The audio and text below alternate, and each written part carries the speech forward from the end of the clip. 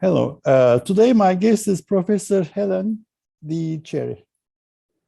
I'll keep my introduction short to maximize our time with her. In the next 30 minutes or so, I will talk about Helen as a person, Professor De Cieri as a thought leader and an esteemed scholar, and finally as a mentor to many PhD students and junior faculty.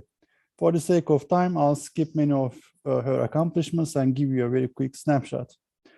Professor De Cieri has researched and published on topics related to human resource management and employee well-being.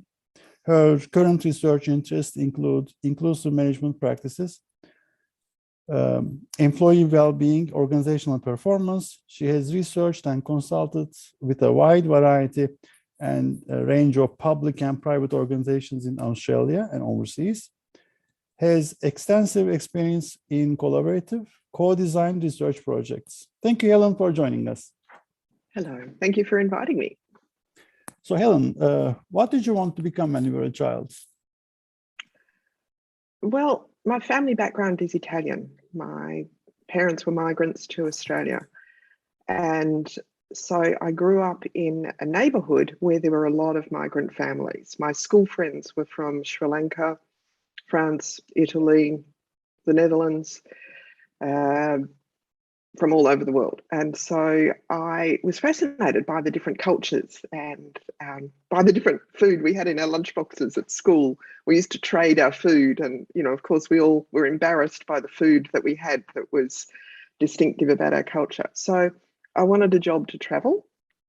And so I thought being a flight attendant would be a good way of doing that because I'd be paid to travel around the world. Then when I was 12, I told my parents that I was going to be a research psychologist. And my parents were not academics. They had no idea what a research psychologist was. I don't know where I got the idea from, but I said I didn't want to have patients and solve their problems. I wanted to find out why people behave the way they do. I wanted to research people. And so I went to university and studied psychology. For a while, I wanted to do forensic psychology, so I also studied criminology. And then after some time in juvenile courts, I realised the incredible demands of the job and thought I'd burn out very quickly if I tried doing that kind of job. So I became interested in the everyday stressors of work and organisational psychology, and I had wonderful mentors at university who encouraged me to do that. And I was working as a research assistant in the university. And Peter Dowling rang the psychology department looking for someone to do a week's work on a paper he was preparing for Academy of Management. And Peter Dowling was working in the business school at the time. So then I went to work for him for a week and he said, I can offer you a job as a research assistant for a year. And, if you work on these papers and have a paper accepted to a conference, the university will pay for you to travel to the conference. And I thought, this is fantastic. I'm going to get a job where they pay me to travel. So that's how I ended up where I am.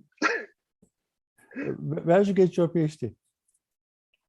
So my first degrees were from the University of Melbourne in Australia, and then my PhD is from the University of Tasmania in Australia. Okay, so from the early days, basically you knew that you wanted to get into academia and you chose your area quite specifically after this experience, right? Yes. Yeah. Okay. That's quite fascinating, actually. Something that is not on your CV that people might find interesting. Well, one thing is I do live in Melbourne, which is claiming to be the city with the longest lockdown with 262 days.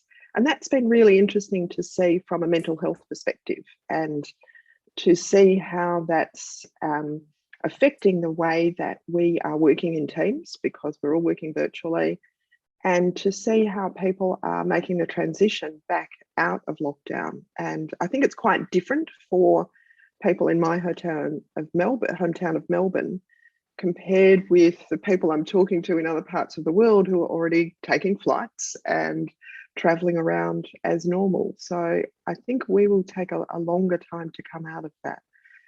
The other thing people probably struggle with about me is figuring out how to say my surname, and I really accept any kind of pronunciation that they'll say. It's funny. If you stopped what you're doing today, what would be your second best career choice, second best alternative? Oh, look, if I stop what I'm doing today, I'd want to retire and travel for fun rather than for work. So I think what I would like to do would be to be more involved in the other side of my research, which I do, which is not international business, but which is around issues of inclusive organisations. And my more recent work has been involved with organisations that are dealing with a high level of occupational violence and aggression. And so I really would like to continue that kind of work. I think this goes back to my interest in forensic psychology as well. I've seen that the streams of research that I've done really are based in my very early interests and continue to combine those. Let me ask a different question. Since travel is such a big part of your life and it has been a driving force in many aspects, of all the places you've traveled, where would you like to live forever if you had to leave your hometown? My mother comes from this small town in northern Italy, and when I've travelled there, I feel like I'm at home. There are people there who look like me. And so I think that kind of connection would draw me to that area of the world. So when I was growing up, my parents were trying to fit in. Even though we were all migrant families, there was a strong push to be good Australians, to become more Anglo. And so my parents didn't speak Italian to us at home. They encouraged us to speak English. They spoke Italian to their own parents, but didn't encourage us to speak Italian. So going to Italy and reconnecting there would be a dream. Perfect. Regrets? Have you got any regrets? Look, probably the things that I wasn't brave enough to do. I'd like to go back and do them. The opportunities where I thought, I thought about doing a PhD outside Australia, and at the time I just wasn't brave enough to do that. And now I'd like to kind of give myself a kick and say, go on, you can do that. Go and just do it. There are regrets probably about being too outspoken, sometimes being perhaps too much of a difficult woman. But then again, I'm glad I did. I'm glad when I have spoken up or called out bad behaviour. I think that is important. It's easier to do that when you're a professor than when you're just starting out. So my regrets would be when I haven't done things rather than the things that I've done. Though I should probably apologise for some things that I've done as well. What's your biggest failure and what did you learn from it? Well, there's probably a long list of failures, but I think failing is good. Failing is just learning what you can do better next time. And it's not as bad as you think, and you can forgive yourself. I'm probably harder on myself than anyone else would be. So it's just keep going, don't quit, try it again a different way. Maybe I didn't, whatever I wanted to do, I didn't sell it in the right way that was appealing to other people. So thinking about seeing it from the other perspective and working out why, whatever it was that failed, and maybe there's another chance to come back to it later. I think there have sometimes been ideas that I've had for papers, for example, and the paper hasn't been successful. But then somehow later I can work it into another paper, and I know that the idea wasn't that bad. I just hadn't figured it out properly the first time around. Interesting. And what are you most passionate about? Oh, look, I'm Italian background. I'm passionate about everything, really. One of my bosses once told me that I was I cared too much for my own good about things. And look, I'm quite comfortable with that. I think it's important to care about things. What I care about in research is really doing research that's got integrity and that has some meaning. I think I did research for a long time that was about HR practices and helping companies to perform more effectively. And while I felt that contributed in a way, the research that I'm more passionate about is the research that's about employee wellbeing and identifying ways to make organisations better places to be. So supporting mental health, creating workforces that are thriving rather than just surviving. Thank you. Now let's switch to, for the sake of time, switch to the research portion. Sure. If you're stranded in a small village and the locals don't know anything about you, how do you explain what you do, what your research is, and why your research is important to people who don't read your work regularly? So my research is really about people in multinationals and how they deal with cross-cultural experiences. More recently, my research has been about the health and safety of employees in international work and how international work affects not only their mental health, but physical health. And as we've seen in the last couple of years, their physiological health. How doing international work can be very stimulating, can expose you to all sorts of new experiences for career development, but also takes a toll in terms of work-life balance and relationships and health and well-being and safety. And I think those are areas that I'd hope others are interested in exploring as well over the next few years. Okay, Helen, about omitted variables or neglected areas of research in IB, going forward, I'm not saying we haven't done it, but things that we need to cover more of, what would be those areas? So one would be around health and safety as a dependent variable. In the international HR field, we've done a lot of work looking at the adjustment of expatriates and how they deal with the psychological stresses of working overseas. But we've kind of stopped there. And from talking to practitioners, we know that many expatriates and people who travel a lot for work experience anxiety and stress and depression and illnesses, even jet lag. And our research has really not looked at those as important variables that affect our productivity and our work and our career trajectories and the way in which we can best perform what we do. So the health and safety aspects, I would love to see more attention to. There's been research in other disciplines, and I think management could benefit from multidisciplinary research.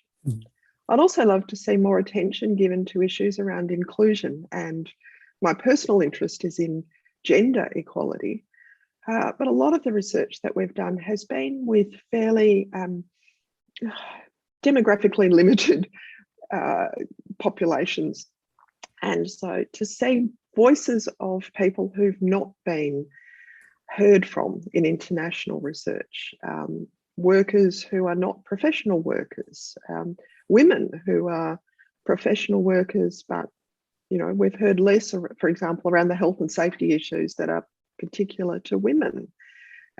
So issues around diversity and issues around health and safety would be the areas I would love to see more attention to. The people we don't hear about, you were mentioning something about immigrants and migrant workers. Yeah. About how do you write? Like, do you write every day? Do you work every day? I try to. The last couple of years, I've been really productive, actually. I enjoy working from home. When I write, I need to lock myself away for a period of time, and I'm fortunate to be able to do that. So I try to block out time in my calendar when I just focus on writing.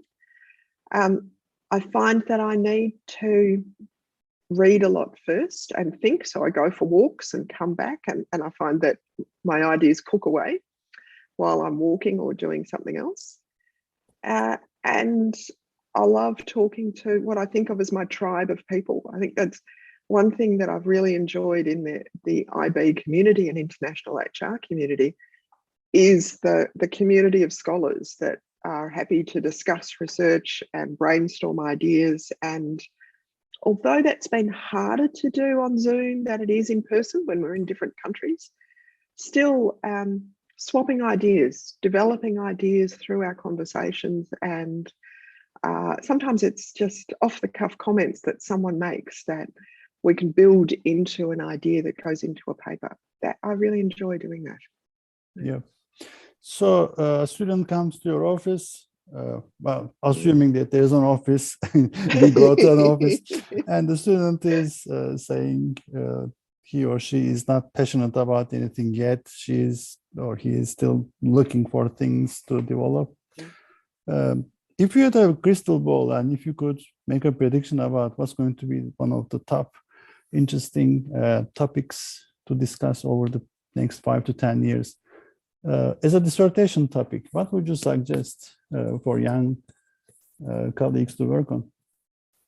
That's interesting. Usually the students come with their own great ideas. And I think when I think about my own PhD students, they've been people who have already been passionate about an idea. So one who was passionate about studying aid and development organisations and how they managed strategic international HR. Others who were passionate about expatriate women, or expatriates and how organisations manage their return on investment, for example. So often, even if I try to tell my ideas to students, the students have their own ideas anyway. So I encourage them to read.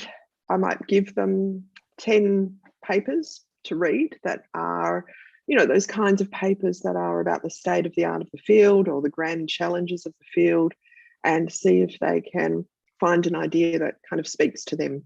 And from that, we'll have a conversation. But really, I think it has to be driven by the student. If you start with the topic you're not passionate about, it's hard to continue. When I think about my own PhD, I was deciding which topic to do.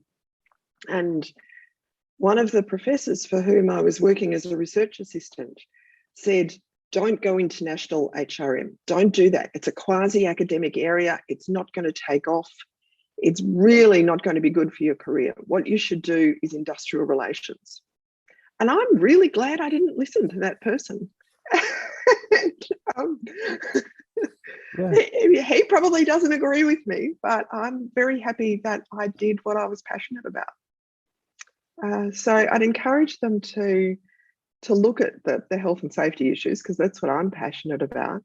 But I'm always interested in seeing things from the student's point of view, and particularly early career researchers and junior scholars and young students see things from a different perspective. And I learn so much from them, because they'll bring technology in, they'll bring ideas in, they'll bring methodological ideas that I have not done myself. And so I learn from them as well. Let me ask you something, Helen. I asked this question to pretty much everyone. People who are on the camp that believe in and promote globalization is going to be continuing for the next 20, 30 years, versus the other camp where populism, nationalism is going to be gaining ground again. How is that dynamic going to impact your area, your research? I think it's a huge challenge. The last couple of years have been particularly challenging for the HR function, as they've had to manage huge changes in international work, people working virtually rather than having developmental experiences across countries. And so one of the challenges of managing the border closures has been maintaining connections and maintaining global teams. I think that there's negative nationalism that I see rising in my own country and in others, and in some ways there's less cooperative relations between countries. And for smaller countries, closing borders is particularly significant when you have the physical distance that Australia does from other parts of the world. I think we're an interesting test case for the balance between global connection and national parochialism and focus. I think where it's combined with a strong, even toxic masculinity, that becomes a real problem in political terms. Maybe that's getting too political, but for the HR function in particular, I think we need to find ways to maintain connections. So when I talk to practitioners, they've been, for example, developing diversity and inclusion strategies, doing that virtually across all of the geographies of the multinational operations. So they've had to find ways to bring perspectives in from countries where people might not feel comfortable speaking up, having breakout rooms in Zoom meetings, having virtual means of people offering their ideas, encouraging connections that, even if they can't be in person face to face, can help people to learn from each other's perspectives. I think they're real challenges for us.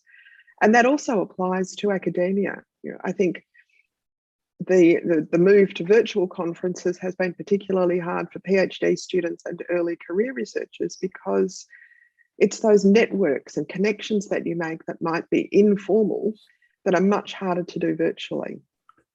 When I think about the first conference I ever went to, it was AIB in Singapore in 1989. That tells you how old I am too. And I was incredibly nervous. This was my first time I'd been paid to go overseas to present my work. So I was very excited. And Mary Teagarden said to me, "I was a reviewer for your paper and I really liked it. Good luck, keep going." And that was fantastic. I'm sure she doesn't remember, but that kind of kindness makes a huge difference to a young researcher. And it's really hard to do that in virtual communication. So we need to find ways to maintain global contact and maintain global relationships, I think. Yeah. This is an interesting story. Thanks for sharing it. When I went to my first conference, Academy of Management, Chicago, it was like starstruck. I read these people's work, I see them in person, I'm reading the name tags or things that are dangling, and these are human, but for some reason I thought that they were almost immortal. So I thought they were gods, and it was quite interesting. Nothing replaces the personal experience with the conference. Definitely, you're right on that one. About advice, let's just talk about things not to do first and then things to do. In your opinion, in your experience, when you meet young colleagues, what are some of the things that they do that they shouldn't? I think, and I was probably like this as well, people are often in a rush to clock up publications and be able to have a publication count that they think will be enough to get them promotion or tenure. And what I really try to encourage them to do is to take time to know their topic, to think about it in theoretical terms. And often students rush over the theory development part. And I think if you don't learn that early on, it's much harder to develop that later. So think deeply about the problems and the questions, and keep asking people the questions. And don't be afraid to ask questions. If you go to a senior academic and say, "I'm really interested in this topic, I've thought about it, I've developed my ideas, can you give me some advice?" We're all so passionate about research, we'll be happy to have a conversation. But if you go to them and say, "I haven't thought about something, but can you tell me what I should study?" we're less likely to engage. And so take time to understand the problem really well. There's always a new way of looking at it. Try to be creative and be curious, thinking about your own research. I think that's wonderful. But trying to get the balance between being productive and doing work that has meaning and that will hopefully make a difference. Mhm. What was the best advice you received when you were going through the program? Your PhD is not world peace. Just get it done, and then you can do the things that you really want to do. Get it done. Yeah. Also, it's a small world. You have a long career.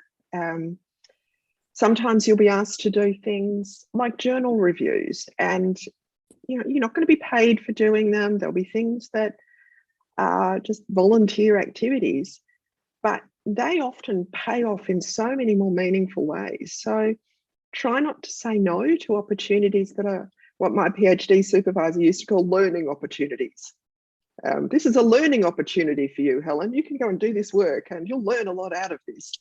And a lot of the times it just felt like I was doing grunt work, work that no one else wanted to do because I was junior. But actually, it was a learning opportunity. It was a way of seeing how my senior colleagues operated and interacted, and being aware of what was appropriate and what wasn't appropriate. I had to learn all of that along the way. Everyone is reading the literature. Everyone is doing the methods. They are improving themselves as they take courses and put in them some number of years. But which skills are more valuable, or which skills are more difficult to develop that will lead to a better career or more successful career? Oh, I think it depends on what kind of career you want to have. For me, the skill that was hard to learn but valuable was engaging with practitioners and understanding things from their point of view. And I do see a lot of my own students say, I want to study this because then I'll have a great data set and I'll be able to get it published in a great journal. That's really good. But if you go to an organization and say, I want your data so I can have a great publication, it's not going to work. So you need to think of your research in ways that will be valuable to the end user, ways that will be seen as meaningful to the organizations that you're working with. And I'd have to say I made decisions that some of the work I do is not going to end up in top journals, but it has high practical value. And I'm comfortable with that personally. But it's work that is not in IB. I do work that is, for example, a current project is with an organisation that provides residential care to children, mainly Indigenous children in Australia, who are unable to stay in their own homes.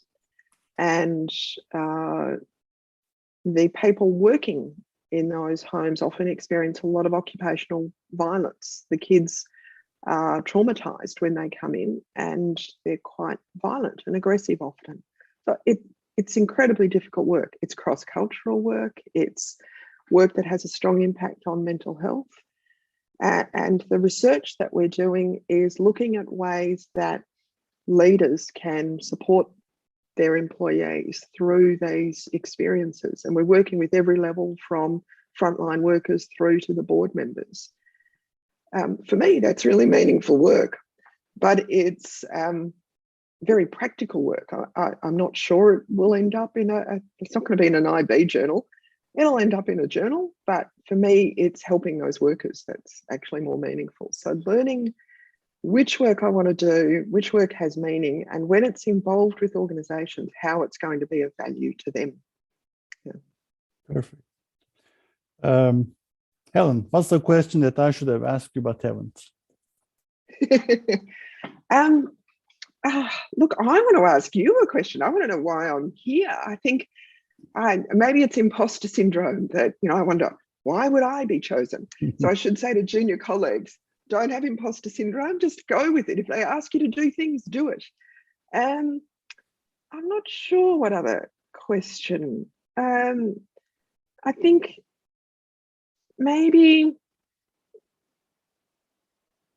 for junior scholars, it's, be comfortable that, we're working in a time that is fantastic if you're starting a PhD or starting a career, because we don't know what's going to happen for the next few years. All the things we thought we knew about global work and global careers have been brought into question.